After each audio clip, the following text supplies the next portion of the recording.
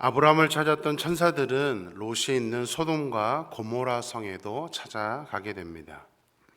롯은 소돔 성문에 앉아 있다가 천사들을 보고 일어나 아브라함처럼 천사들을 대접할 수 있게 해달라고 간청을 합니다. 유목민족답게 롯 역시도 대접하는 마음은 갖고 있었던 것 같습니다. 그런데 이제 밤이 되자 성 사람들이 롯의 집을 에워쌉니다. 그리고 5절 말씀 같이 보겠습니다. 같이 읽습니다. 롯을 부르고 그에게 이르되 오늘 밤에 내게 온 사람들이 어디 있느냐 이끌어내라 우리가 그들을 상관하리라. 소돔 백성들이 모여서 천사들을 이끌어내라고 요구를 합니다. 그들과 상관을 하겠다라는 의지를 표현합니다. 여기서 상관이라는 것은 성적 관계를 의미하는 표현입니다. 천사들은 인간의 몸을 입고 왔을 때는 외적으로는 남성의 모습을 하고 있습니다. 소돔성 사람들은 천사들이 아름다운 여인이어서가 아니라 남성이라는 것을 알고 지금 동성관계를 하겠다는 것입니다. 영어로 소도마이, 이는 소돔 사람들을 가리키는 단어입니다. 근데 이 단어에서 파생되는 변형된 단어가 소도마이트라는 단어가 있습니다. 소도마이는 소돔 사람, 소도마이트라는 것은 동성애자를 의미하는 단어입니다. 그러니까 소돔 사람들이 그 근원이었기 때문에 영어 단어조차도 소돔 사람들의 이름에서 따올 정도로 동성애라는 것은 이 소돔성에 있는 굉장히 무서운 죄악의 모습이었다는 것을 말씀해 주고 있습니다. 소돔성 사람 때문에 시작된 이 인류가 지금 전체가 다 이 단어를 사용할 정도로 소돔 사람들에게 있었던 이 동성애의 문제는 굉장히 심각한 죄악이었다는 것을 말해주고 있습니다. 이것은 소돔에 사는 몇 사람의 성향이 아니었습니다. 우리 4절 말씀 같이 보겠습니다. 4절 같이 읽을까요?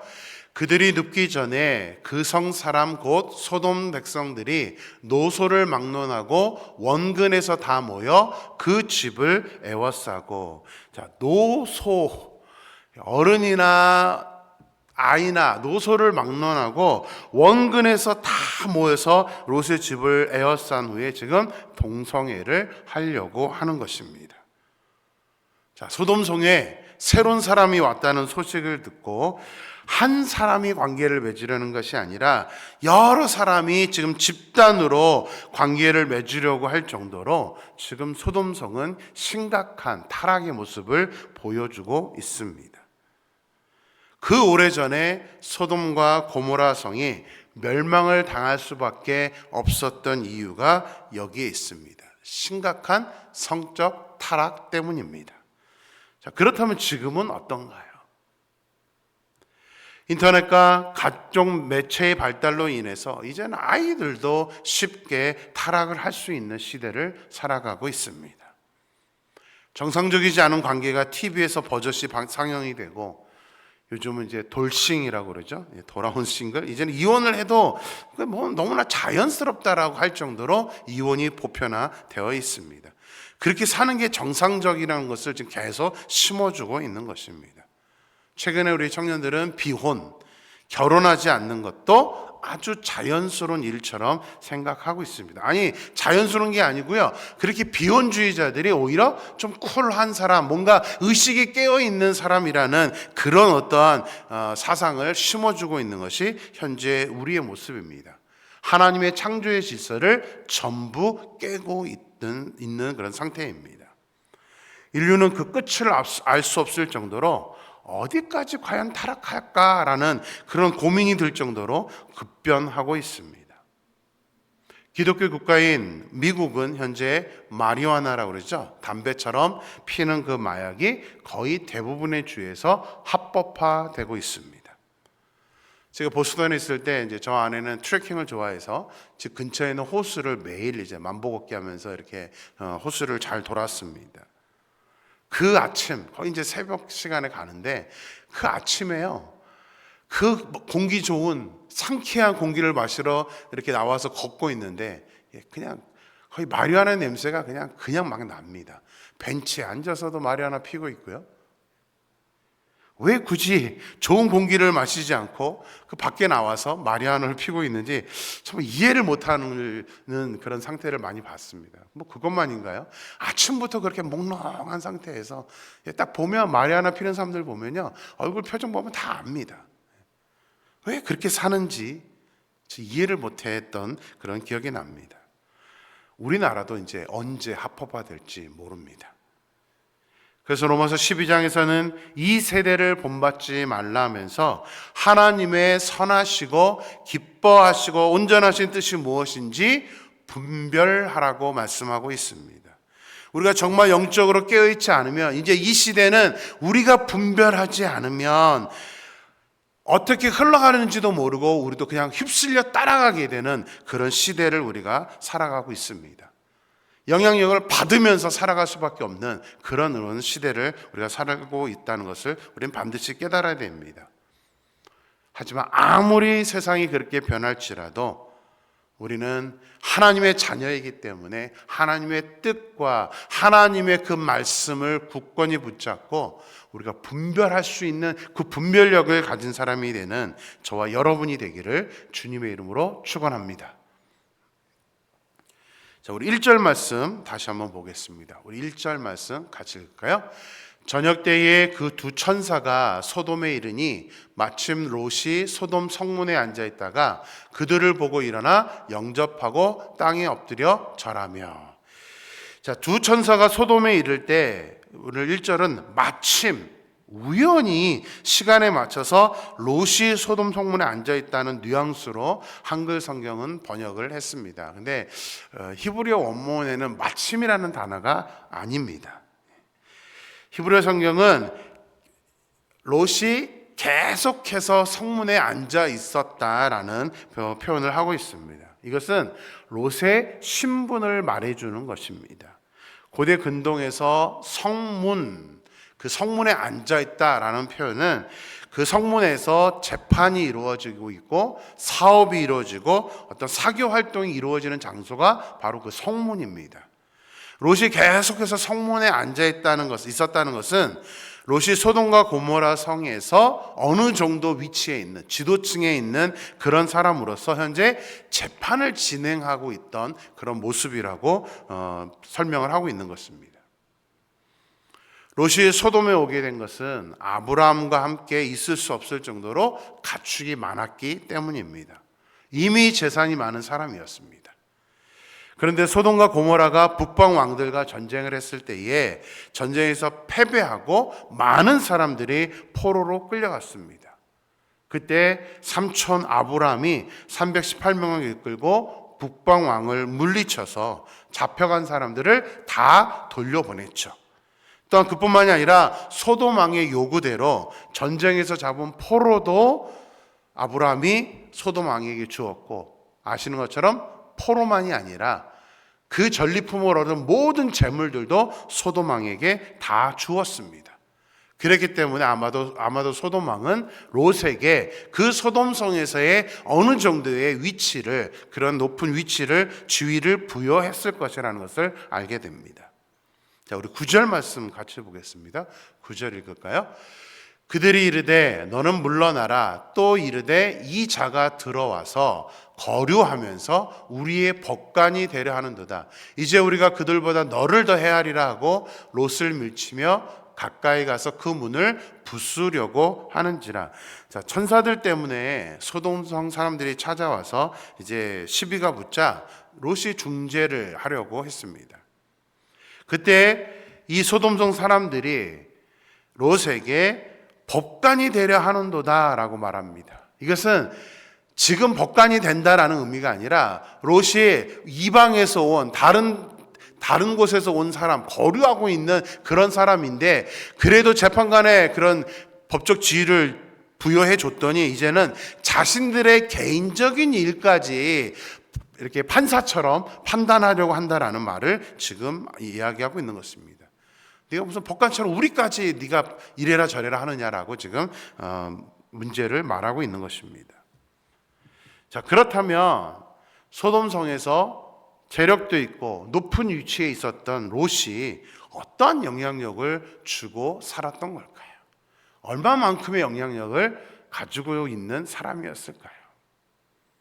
아무리 타락한 성이라도 그 정도의 위치에 있는 사람이라면 선한 영향력을 줄 수 있었을 것입니다. 그런데 오늘 본문을 보면 조금 예상 외의 모습이 나옵니다. 자, 아브라함이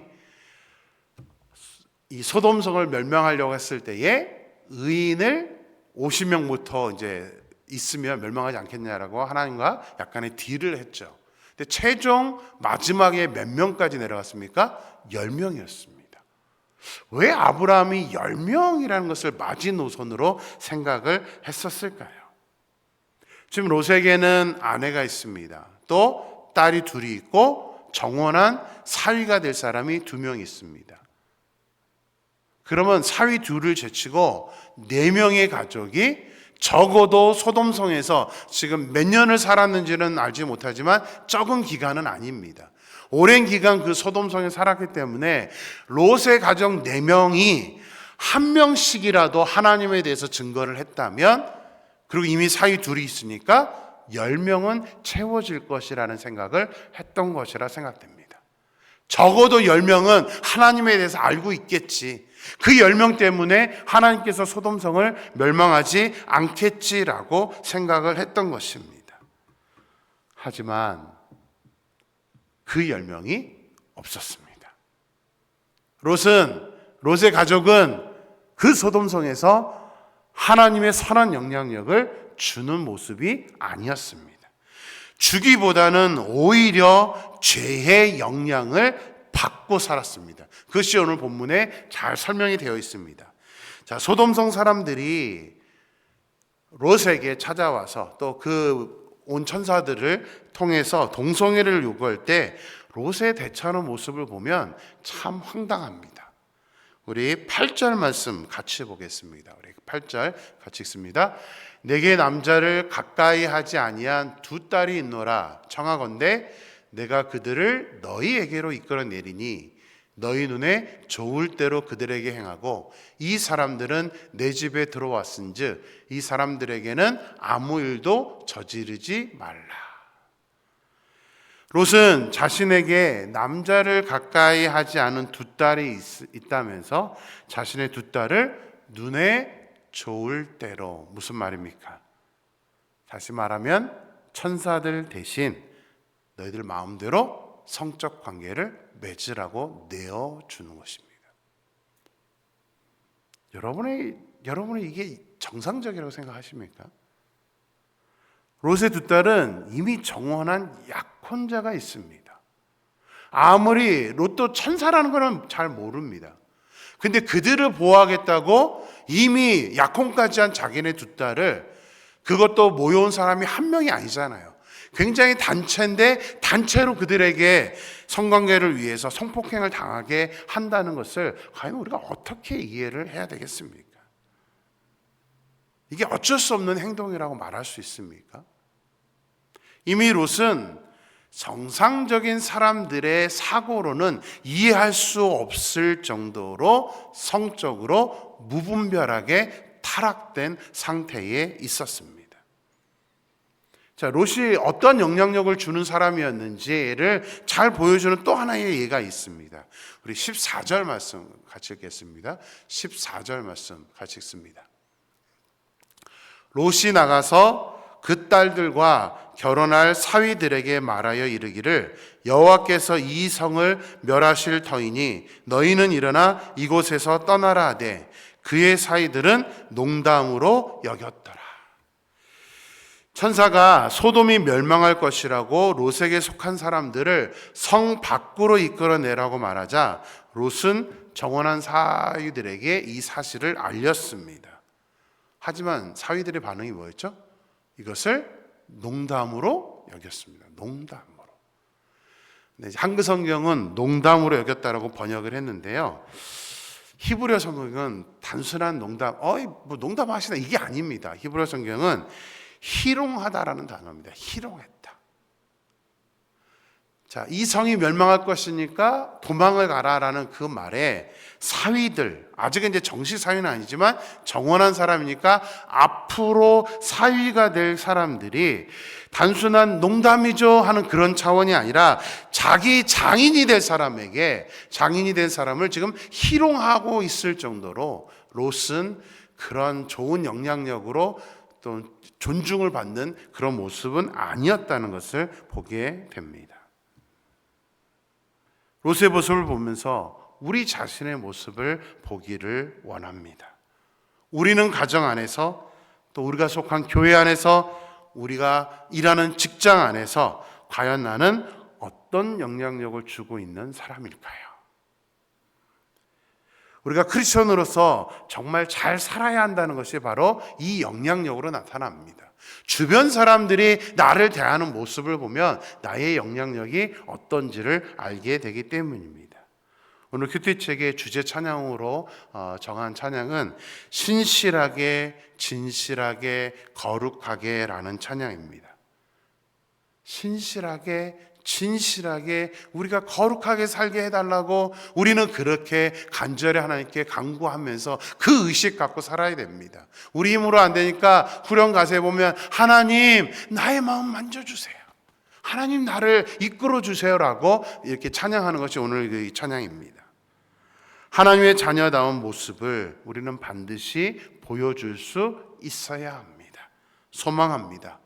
우리가 이 세대의 영향을 본받는 것이 아니라 이 세대의 다른 것도 아니고 죄의 영향을 본받고 그 흐름에 따라 따라가는 그런 사람이 아니라 오히려 하나님의 선한 영향력을 줄 수 있는 저와 여러분의 삶이 되기를 주님의 이름으로 축원합니다. 기도하겠습니다.